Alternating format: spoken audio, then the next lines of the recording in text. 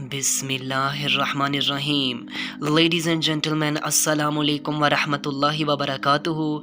नाज़रीन कराम, आज के इस वीडियो में हम एक बहुत इंपॉर्टेंट और रियली यूनिक टॉपिक पर डिस्कशन करने जा रहे हैं। आप सबसे गुजारिश है कि अगर आपको हमारा मैसेज पसंद आए तो हमारे इस पैगाम को अपनी कम्युनिटी के दीगर अफराद तक भी शेयर कीजिए और इस कार खैर में हमारा साथ दीजिए।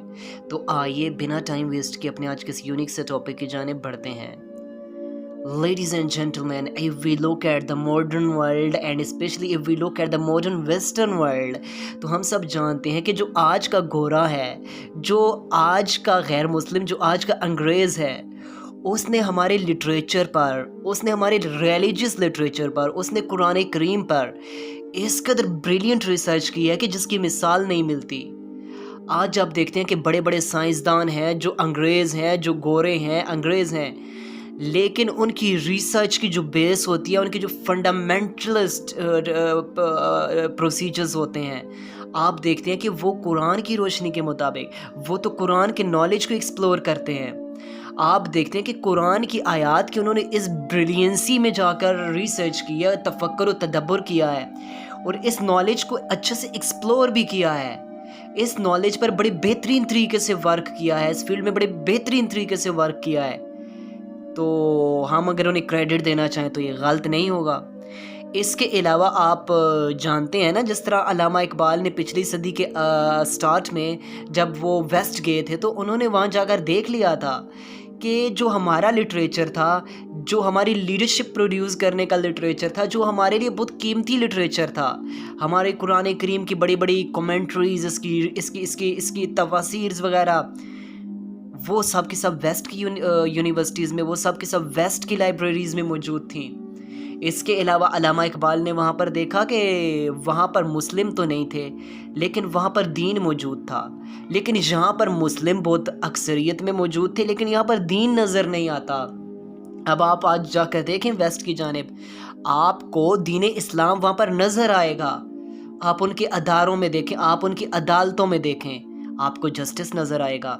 वो अपने लोगों को, चाहे वो अमीर है या गरीब है, उनको प्रोटेक्शन देते हैं, उनको उनके राइट्स मिलते हैं।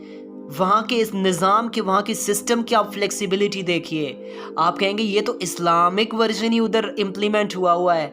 अपने लोगों को वो अच्छे से सिक्योर करते हैं, अपने लोगों को वो अच्छे से राइट्स देते हैं, लिहाजा आपको वहाँ पर दीन बड़े अच्छे तरीके से नज़र आएगा। लेकिन हमारे यहाँ आप देखें, मुस्लिम तो अक्सरियत में नज़र आएंगे लेकिन आपको दीन नज़र नहीं आएगा।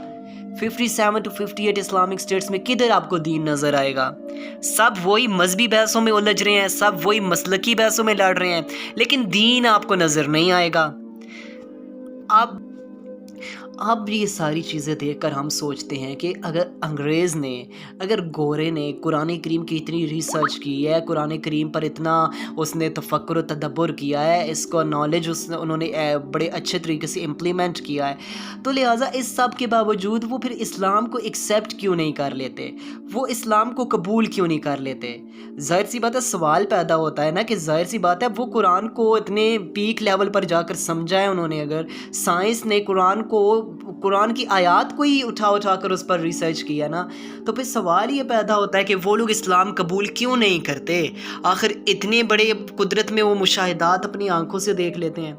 तो लिहाजा इस सवाल का जवाब हम इसी वीडियो में डिस्कस कर रहे हैं। इसके लिए हम 1400 ईयर्स अगो, हम 1400 साल पीछे देखते हैं, तो हम सब जानते हैं कि जब प्रॉफिट मोहम्मद अलैहिस्सलाम अपनी ज़िंदगी में हम उनकी स्टडी करते हैं, उनकी सीरा की, तो हम सब जानते हैं कि प्रॉफिट मोहम्मद अलैहिस्सलाम जब कुरान करीम की तिलावत किया करते थे तो इर्द गिर्द जो स्टेट्स, इर्द गिर्द के जो सोसाइटीज़ में जो नॉन मुस्लिम्स होते थे, चाहे वो क्रिश्चियंस थे, ज्यूज़ थे, पॉलीथियस्ट थे, वो छुप कर प्रॉफिट मोहम्मद अलैहिस्सलाम की कुरानिक रिसाइटेशन सुनते थे। वो कुरानिक लॉ को वहाँ पर सुना करते थे। कुरान के लॉस जो हैं, जो इसके अहकामात हैं, इसकी कमांडमेंट्स हैं, वो गौर से इसे सुना करते थे। लेकिन वो लोग भी, उनमें से अक्सरियत जो थी वो ईमान नहीं लाती थी, हालांकि वो प्रॉफिट मोहम्मद अलैहिस्सलाम को अपनी आंखों से भी देखते थे, आपकी रिसाइटेशन सुनते थे, जानते थे कुरान हक है, लेकिन उनको हिदायत नहीं मिलती थी। जस्ट बिकॉज कि उनके दिलों में प्रॉफिट मोहम्मद अलैहिस्सलाम का जो बुग़्ज़ था, जो कीना था, जो हेट्रेड था, जो नफ़रत थी, वो कूट कूट कर भरी हुई थी।